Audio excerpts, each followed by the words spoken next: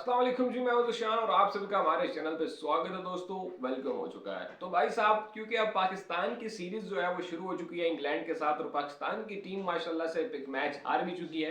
तो अब आपको वो जो लोग नजर आते थे ना, जो कुछ ही टाइम पहले इंटेंट वाली क्रिकेट, एग्रेसिव क्रिकेट और ग्रेट इंटेंट, अच्छी इंटेंट वाली बातें सुनाते थे, पॉजिटिव क्रिकेट की जो आपको बातें कहते हुए दिखाई देते थे सोशल मीडिया पे, प्रिंट मीडिया पे या कहीं पे भी आपको डिजिटल मीडिया पे दिखाई देते थे लोग, अब वही लोग जो है ना वो आपको पलटी मारते हुए यानी कि लोटे वाला काम करते हुए दिखाई देंगे। वो आपको ये कहते हुए दिखाई देंगे कि भाई ये जो है असल में डिसीजन सही नहीं है, ये ऐसा नहीं होना चाहिए, वैसा होना चाहिए। ऐसा ही कुछ कहा है हमारे प्यारे शुएब मलिक साहब। शुएब मलिक साहब क्योंकि उनको इनवाइट किया गया था वर्ल्ड कप के लिए अमेरिका में, जो कि पाकिस्तान का और इंडिया का मैच है जिस क्रिकेट स्टेडियम में उसकी ओपनिंग हो चुकी है, तो वहां पर जो है उनको इनवाइट किया गया था उस मौके पर।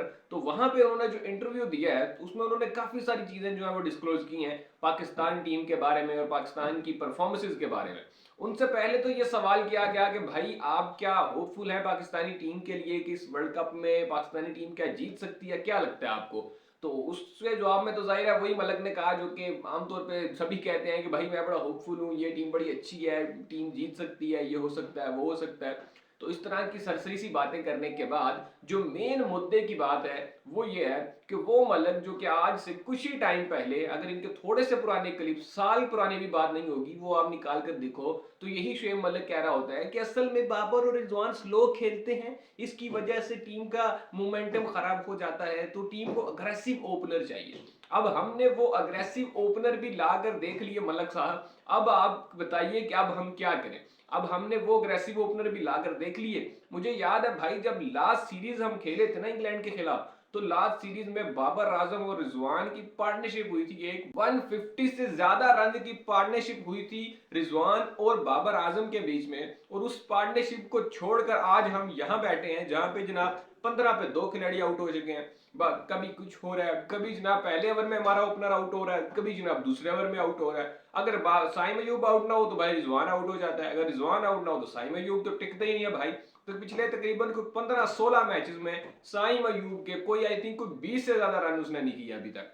इस तरह के मुश्किल हालात में हम फिर भी कंटिन्यू कर रहे हैं। वो साइम अयूब की वो जो टांग उठा के नो लुक शॉट है ना, उसके चक्कर में हमें ये इतना महंगा पड़ रहा है भाई कि पिछली सीरीज आप देखो, वो भी हमें जो है ना वो इसी वजह से बढ़ते बढ़ते बच्चे हैं हम, साइम अयूब की वजह से। मतलब हमारा मसला जो है वो अब ओपनिंग हमें दिखाई दे रहा है, जो कि पहले पिछले 2-3 सालों में हमें कभी लगता ही नहीं था कि भाई हमारे ओपनर्स का कोई मसला हो सकता है, अब वो हमें दिखाई देने लग गया। और उसकी वजह हमारे ये लुंडे के जो क्रिकेट एक्सपर्ट्स है ना, जो सोशल मीडिया पे आगे या जो क्रिकेट मतलब चैनल्स पे आके बैठे होते हैं भाई, और ये कह रहे होते हैं कि जी जी ये इंटेंट दिखाई नहीं दे रही, दरअसल ये थोड़ा स्लो है, ये एक स्ट्राइक रेट है, ये वैसा है, ये वैसा है।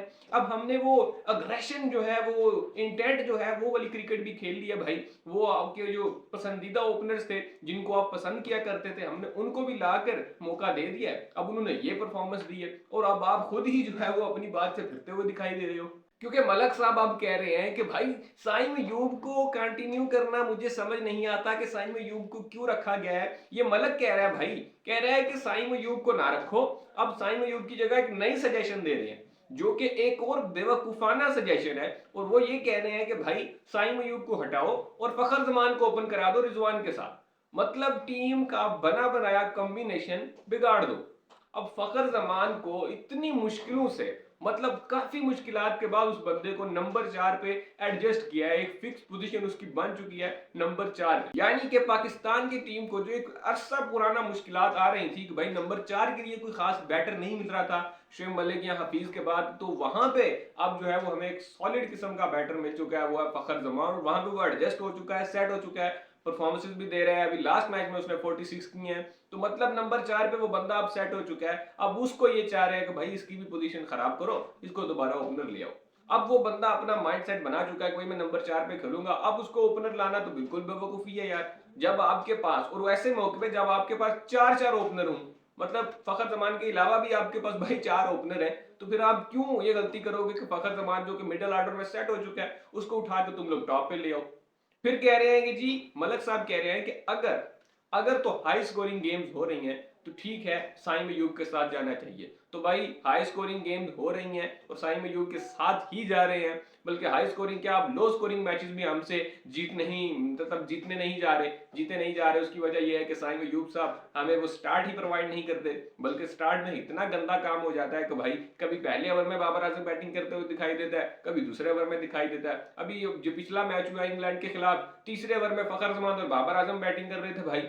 अब वहां पे क्या ही करेगी टीम परफॉर्मेंस जब आपके पहले दो खिलाड़ी को 2-3 ओवर में आउट हो जाए और रन भी कुछ ना करके जाए। और ये अब हर मैच की ही कहानी हो रखी है भाई। अब तो वो चीजें मुझे मतलब याद ही नहीं आता कि कब हमने 100 की पार्टनरशिप देखी थी ओपनिंग T20 में। वो बाबर और रिजवान के टाइम ही देखने को मिलता था भाई, 100 रन हो गए, कोई खिलाड़ी आउट नहीं है।